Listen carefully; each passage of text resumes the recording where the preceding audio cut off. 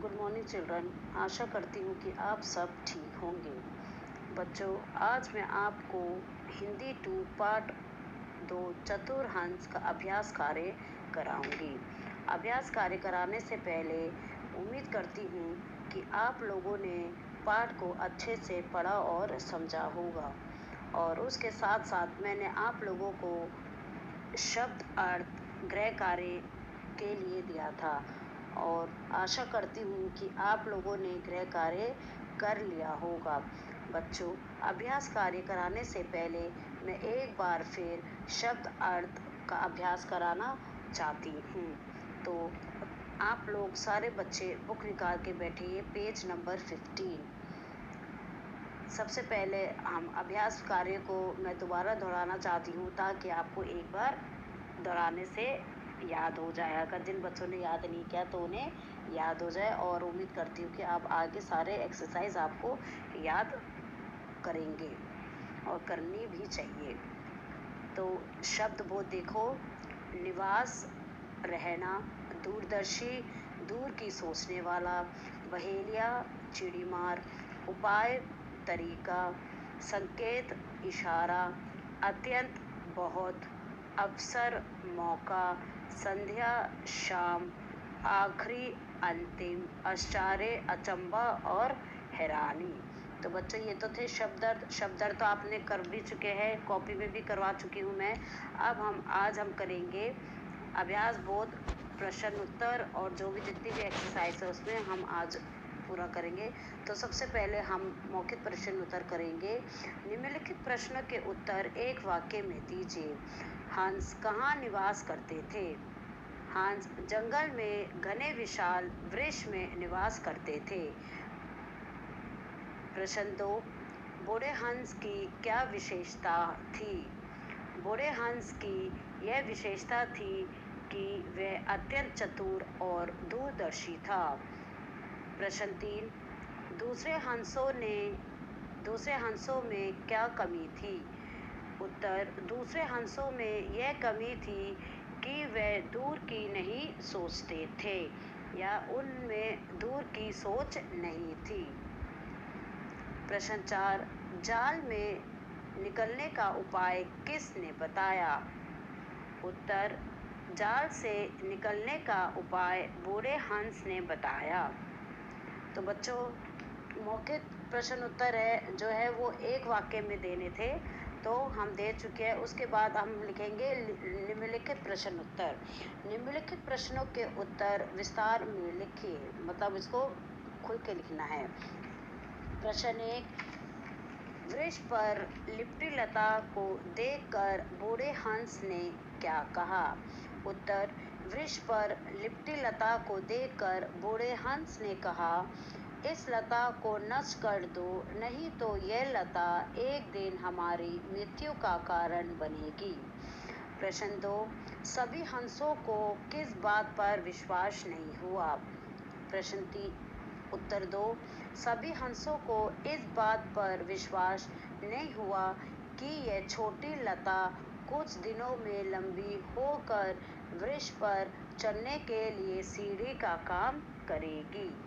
प्रश्न 3, सभी हंस दुखी और लज्जित क्यों हुए? उत्तर 3, बहेलिया द्वारा पेड़ पर बिछे जाल में फंसने के कारण सभी हंस दुखी हुए और बूढ़े हंस की बात न मानने की वजह से वे लज्जित भी हुए। प्रश्न 4, बूढ़े हंस ने जाल से छुटकारा पाने का क्या उपाय बताया? उत्तर 4, बूढ़े हंस ने उपाय बताया कि प्रातः जब बहेलिया आएगा तब मरे हुए का नाटक करना, इस पर वह तुम्हें नीचे रखेगा और मैं तभी विशेष ध्वनि का संकेत करूँगा, तब तुम सभी एक साथ उड़ जाना। प्रश्न 5, बहेलिया क्या देखकर आश्चर्यचकित रह गया?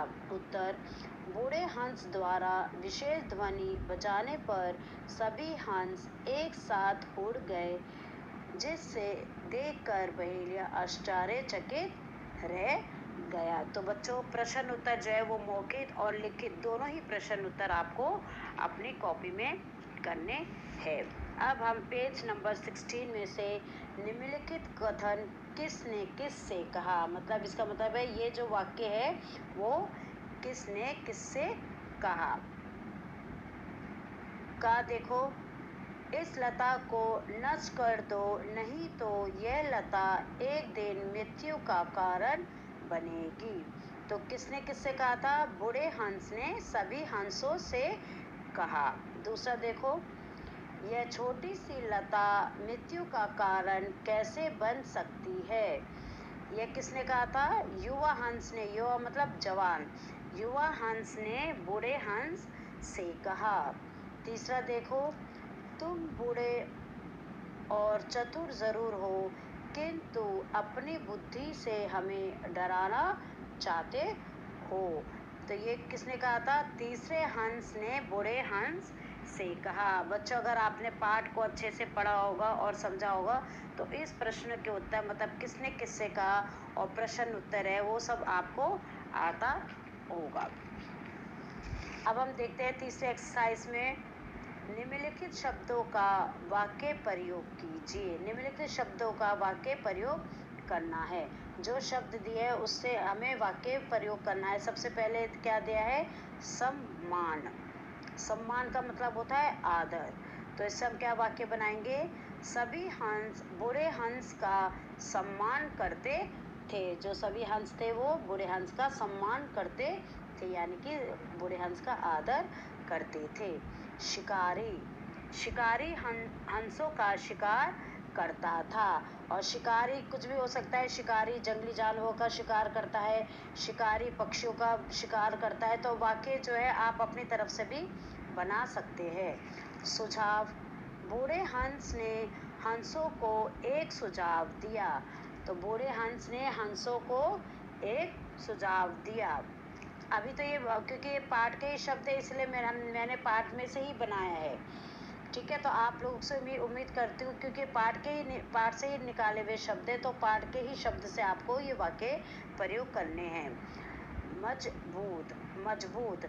छोटी सी लता अब मजबूत बन चुकी है। दोबारा देखिए इसका, छोटी सी लता अब मजबूत बन चुकी है।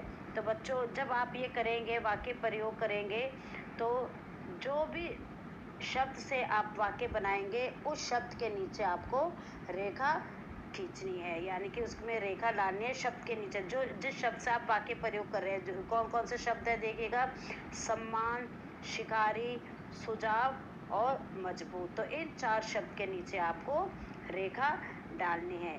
और उम्मीद करती हूँ कि आप लोग फिर प्रश्न उत्तर को पढ़ेंगे। किसने किससे कहा, वाक्य बनाओ। जो भी पिछला काम है, हिंदी 1 हो चाहे हिंदी 2 है, साथ के साथ आपको पढ़ना है। और इसके साथ साथ लिखने का अभ्यास करिए रिवीजन कॉपी में, क्योंकि कॉपी में आपका काम हो चुका होगा। और आप लोग और बार बार इसको अभ्यास करिएगा जब आपको टाइम मिलेगा। ऐसे नहीं कि हबड़-तबड़ी में, जब भी आपको मौका मिले, जब भी आपका मन करे पढ़ने का तो इसका अभ्यास करिए रिवीजन कॉपी में, क्वेश्चन आंसर, शब्द अर्थ, ताकि जब स्कूल खुले तो आपको जितने चैप्टर मैं करवा चुकी हूँ आपको याद होने चाहिए। तो बच्चों आपका आज का आपका गृह कार्य जो है मौखिक और लिखित प्रश्न उत्तर है और किसने किससे कहा है और वाक्य प्रयोग है। तो प्रश्न उत्तर जो है, जो उत्तर जो है मैं कल आपको भेज दूंगी, तो वही उत्तर आप लोग कॉपी में उतार लेंगे। प्रश्न 1 और उत्तर 1 करके लिखिएगा प्लीज़। और राइटिंग का एकदम सुंदर राइटिंग में लिखिएगा और सावधानी से, कोई भी मात्राएं गलत नहीं होनी चाहिए। उसी के नीचे प्रश्न उत्तर के नीचे एक जगह होगी, तो निम्नलिखित कथन किसने किससे कहा, और उसके बाद उसके नीचे जगह होगी तो उसके बाद आप लोग वाक्य प्रयोग कर सकते हैं।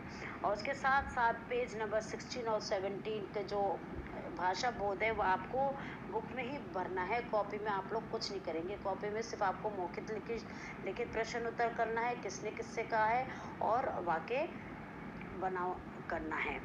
तो खुश रहिए, स्वस्थ रहिए और सबके लिए प्रार्थना करें, ताकि जो भी है, जिसको भी दुख सुख है, जो भी दुखी है, भगवान से उनके लिए प्रार्थना करें ताकि उनको सुख प्राप्त हो।